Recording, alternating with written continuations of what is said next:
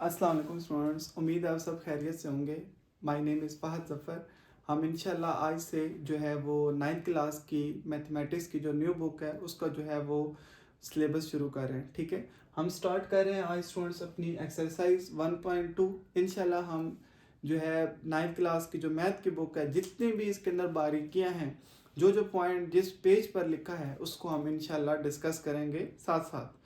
तो आपकी जो भी कोई प्रॉब्लम हो आपने डिस्कस करना है, इंशाल्लाह जितना मुझसे हो सका मैं आपके साथ कोऑपरेट करूंगा। जी स्टूडेंट्स, हमारा जो फर्स्ट क्वेश्चन है एक्सरसाइज 1.2 में, रैशनलाइज द डिनोमिनेटर। आपने डिनोमिनेटर को रैशनलाइज करना है। जो नंबर ऊपर है ये नॉमिनेटर है, जो नीचे लिखा हुआ है ये डिनोमिनेटर है। सबसे पहले आपको पता हो रैशनलाइज द डिनोमिनेटर का मतलब क्या है। इसका मतलब होता है स्टूडेंट्स कि जो डिनोमिनेटर है वो आपका एक रैशनल नंबर होना चाहिए, वो एक इर्रेशनल नंबर नहीं होना चाहिए।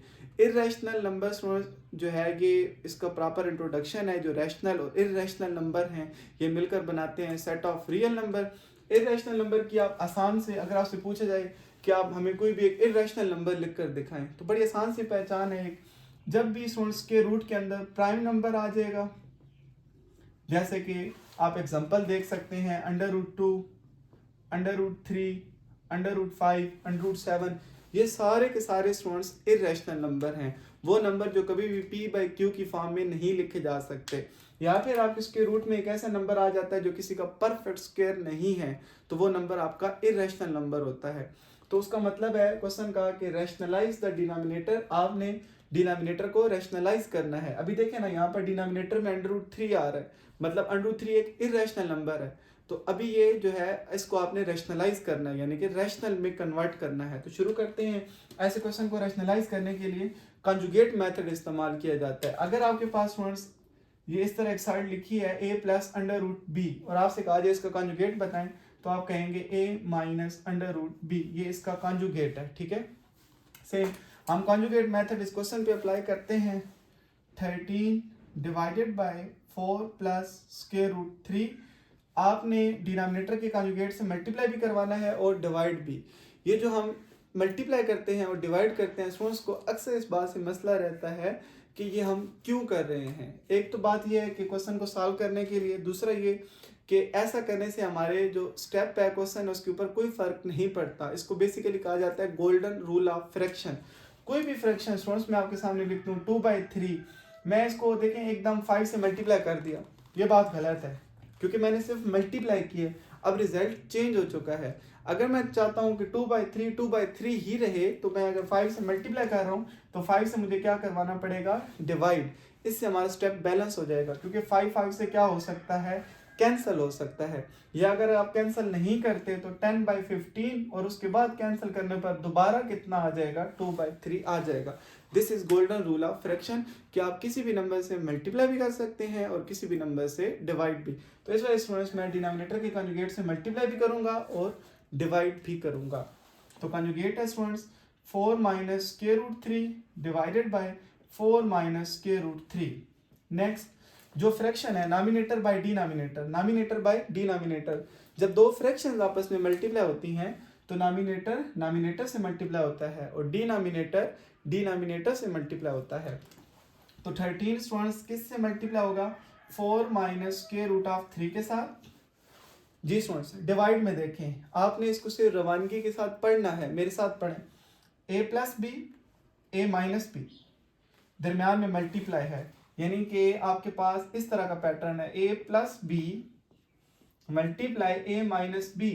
तो ये हमेशा अलजबरा के फार्मूला के मुताबिक इक्वल है a² माइनस b²। बजाय इसके कि हम पूरी मल्टीप्लिकेशन करें कि a को दोनों से मल्टीप्लाई करें फिर b को दोनों से मल्टीप्लाई करें, 4 टर्म्स आएंगी, 2 टर्म्स उसमें कैंसिल हो जाएंगी। हम किसका इस्तेमाल करेंगे, फार्मूला का। ठीक है, जब भी a वाला a की इक्वल हो ज़रूरी है b वाला b की इक्वल हो, एक दफ़ा प्लस के साथ एक दफ़ा माइनस के साथ, a plus B a minus B, answer is a² minus b²।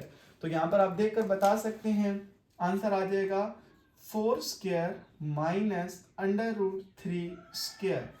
Ji students, यहाँ तक आप नोट करें। नेक्स्ट लिखते हैं स्टूडेंट्स, मैं यहाँ से कंटिन्यू कर रहा हूँ। नॉमिनेटर में आपके पास आ रहा है 13 × 4 माइनस √3, जबकि डिनोमिनेटर में 4² 4 multiply 4 square, answer is 16 minus under root 3 या स्क्वायर रूट 3 का स्क्वायर लेंगे तो स्क्वायर और स्क्वायर रूट आपस में कैंसिल हो जाएंगे, तो आपके पास आंसर आ जाएगा 3। स्क्वायर और स्क्वायर रूट इस वजह से कैंसिल हो जाते हैं क्योंकि स्क्वायर रूट की वैल्यू होती है 1/2। इसका मतलब है कि 3 की पावर है 1/2 और ऊपर पावर है 2, तो 2 से कैंसिल हो जाएगा। स्क्वायर रूट को ऐसे भी लिखा जाता है या आप इसको ऐसे लिख लें, इसको भी स्क्वायर रूट पढ़ते हैं, इसको भी स्क्वायर रूट पढ़ते हैं, दोनों की वैल्यू होती है 1/2। आपने बिल्कुल कंफ्यूज नहीं होना, स्क्वायर और स्क्वायर रूट कैंसिल हो करते हैं, जिस तरह वायरस और एंटीवायरस एक दूसरे को खत्म कर देते हैं। तो जी 13 into 4 minus square root 3 divide में 16 माइनस 3, आंसर इज 13।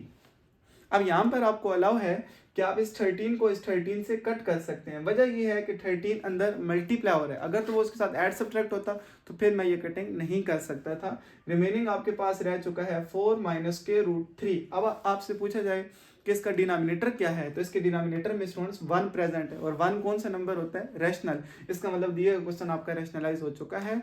आप फर्स्ट पार्ट को नोट करें, सेकंड पार्ट डिस्कस करते हैं। जी दोस्तों, सेकंड पार्ट आपने डिनोमिनेटर को रैशनलाइज करना है। आप स्टूडेंट इसको सॉल्व करने के लिए क्या करेंगे, square root 2 plus square root 5 divided by square root 3। तो मैं स्टूडेंट्स ऐसा करूंगा क्योंकि मुझे डिनोमिनेटर को रैशनलाइज करना है, तो डिनोमिनेटर के साथ मल्टीप्लाई भी कर देता हूं और डिवाइड भी करता हूं। ऐसा करने से देखिएगा क्या फ़र्क पड़ेगा। तो स्क्वायर रूट 3 से मल्टीप्लाई भी कर दिया और स्क्वायर रूट 3 से डिवाइड भी कर दिया, जिसको बोलते हैं गोल्डन रूल ऑफ फ्रैक्शन। जी स्टूडेंट्स, नॉमिनेटर से मल्टीप्लाई होगा, डिनोमिनेटर से। तो स्क्वायर रूट 3 ने स्टूडेंट्स किससे मल्टीप्लाई होना है, square root 2 plus square root 5 के साथ डिवाइडेड बाय, नीचे स्क्वायर रूट 3 ने किससे मल्टीप्लाई होना है, स्क्वायर रूट 3 के साथ। तो कोई भी चीज़ जब इटसेल्फ मल्टीप्लाई होती है उसका स्क्वायर बन जाता है, तो जब ये मल्टीप्लाई होंगे तो स्क्वायर रूट 3 का क्या बन जाएगा, स्क्वायर। जैसे कि मैं कहूँ a मल्टीप्लाई a, तो आप कहेंगे a square. 7 multiply 7, answer is 7 square. जब भी कोई चीज़ इटसेल्फ मल्टीप्लाई होती है, एप्पल मल्टीप्लाई एप्पल स्क्वायर आप कह सकते हैं, x मल्टीप्लाई x स्क्वायर कह सकते हैं। तो square root 3 multiply square root 3 का क्या बन जाएगा, स्क्वायर। जिसमें नेक्स्ट स्टेप आपके पास हो सकता है square root 3 into square root 2 plus square root 5, और डिवाइड में स्क्वायर और स्क्वायर रूट एक दूसरे को कैंसिल कर देते हैं, आंसर आपके पास आ जाएगा 3। तो यहाँ तक आपका स्टूडेंट्स डिनोमिनेटर रैशनलाइज हो चुका है, आप इसको नोट कर लें। जी स्टूडेंट्स, जो पीछे आंसर है यहाँ तक डिनोमिनेटर तो रैशनलाइज है, लेकिन उसने एक स्टेप इसको आगे और बढ़ाया हुआ है, ठीक है। उसमें यह है कि स्क्वायर रूट 3 को आप इसके अंदर क्या करवा देंगे, मल्टीप्लाई। तो जब स्क्वायर रूट 3 अंदर मल्टीप्लाई होगा, छोटी सी प्रॉपर्टी भी डिस्कस कर लेते हैं। अगर ऐसे लिखा हो a इंटू बी प्लस सी, तो आप लिखेंगे a अंदर जाकर b से भी मल्टीप्लाई होगा और a अंदर जाकर c से भी मल्टीप्लाई होगा, तो आंसर बनेगा a b plus a c। इसको बोलते हैं डिस्ट्रीब्यूटिव प्रॉपर्टी। डिस्ट्रीब्यूटिव क्यों, क्योंकि a को आपने b के साथ भी डिस्ट्रीब्यूट किया है और a को आपने c के साथ भी डिस्ट्रीब्यूट किया है। अगर कंप्लीट नाम बोलेंगे तो लेफ्ट डिस्ट्रीब्यूटिव प्रॉपर्टी, और एडवांस बोलना चाहते हैं left distributive property over addition, left distributive property of multiplication over addition. तो इसका इस्तेमाल यहाँ पर करते हैं। स्क्वायर रूट 3 जब अंदर मल्टीप्लाई होगा तो स्क्वायर रूट 2 के साथ भी होगा और स्क्वायर रूट 5 के साथ भी होगा। और एक और बात, स्क्वायर रूट वाली टर्म से मल्टीप्लाई हो सकती है। जैसे कि मैं आपको यहाँ पर देखते हैं, स्क्वायर रूट 3 जब स्क्वायर रूट 2 से मल्टीप्लाई होगा तो आपके पास बन जाएगा 3 2 6, और एक ही स्क्वायर रूट आप ऊपर लिखेंगे, आगे प्लस का sign. Square root 3 square root 5 से मल्टीप्लाई होगा तो आंसर आ जाएगा स्क्वायर रूट ऑफ 15, और डिवाइड में सेम आपके पास क्या आ रहा है, 3 आ रहा है। इट्स मीन आपने एक और बात सीखी है कि जो स्क्वायर रूट वाली टर्म है वो स्क्वायर रूट वाली टर्म से मल्टीप्लाई हो सकती है। जैसे कि एक प्रैक्टिस कर लें, स्क्वायर रूट 3 स्क्वायर रूट 4 से मल्टीप्लाई करने के लिए बोला जाए तो आप कहेंगे 3 4 12।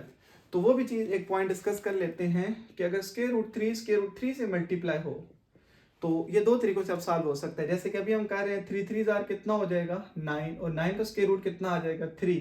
कोई स्टूडेंट्स जब स्क्वायर रूट 3 को अगर वो 3 3 9 नहीं करना चाहता, वो ये जो है पॉइंट पेश करता है कि अंडर 3 से मल्टीप्लाई करते हैं और अंडर 3 का क्या बना देते हैं, स्क्वायर। तो बेशक आप कर सकते हैं, स्क्वायर रूट 3 का स्क्वायर आ जाएगा, स्क्वायर अंडर रूट कट जाएगा, फिर आंसर कितना आ जाएगा 3। कभी भी आपने मैथ के क्वेश्चन को लिखते हुए परेशान नहीं होना कि ऐसा लिख दिया तो गलत हो जाएगा, कुछ भी नहीं होता। बिल्कुल आपने कॉन्फिडेंट होकर क्वेश्चन करना है। आप नोट करें, यहाँ तक आपका आंसर है। थर्ड पार्ट डिस्कस करते हैं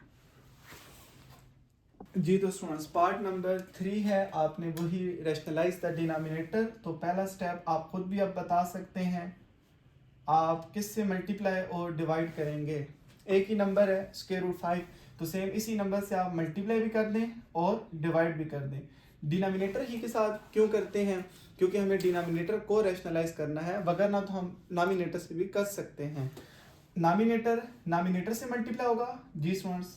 हाँ लाइट चली गई है जी स्टूडेंट। इस क्वेश्चन को वाइंड अप कर लेते हैं। नॉमिनेटर से मल्टीप्लाई होगा, यानी कि स्क्वायर रूट 5 ने मल्टीप्लाई होना है स्क्वायर रूट 2 माइनस 1 के साथ, जबकि डिवाइड में स्क्वायर रूट 5 से मल्टीप्लाई होगा, स्क्वायर रूट 5 का बन जाएगा स्क्वायर जी स्टूडेंट्स। नॉमिनेटर से मल्टीप्लाई किया है और डिनोमिनेटर से। अब सेम प्रीवियस क्वेश्चन की तरह स्क्वायर रूट 5 को आपने बाहर सेव नहीं रखना, इसको आप नॉमिनेटर में अंदर मल्टीप्लाई कर दें। जब अंदर मल्टीप्लाई करेंगे 5 2 कितना हो जाएगा 10, ऊपर क्या आ रहा है स्क्वायर रूट, और स्क्वायर रूट 5 किससे मल्टीप्लाई होगा 1 से। तो कोई भी नंबर 1 से मल्टीप्लाई हो वही नंबर इटसेल्फ आ जाता है, यानी कि आंसर आ जाएगा स्क्वायर रूट ऑफ 5। जैसे कि 7 1 7, 2 1 2, square root 5 1 square root of 5। और डिवाइड में आपके पास स्क्वायर और स्क्वायर रूट कैंसिल हो जाएंगे, सिर्फ आंसर आ जाएगा 5। ये प्रॉपर्टी भी है कि कोई भी चीज़ 1 से मल्टीप्लाई हो तो वही आंसर आ जाता है। ये क्वेश्चन यहाँ तक कंप्लीट हो चुका है, आप नोट कर सकते हैं।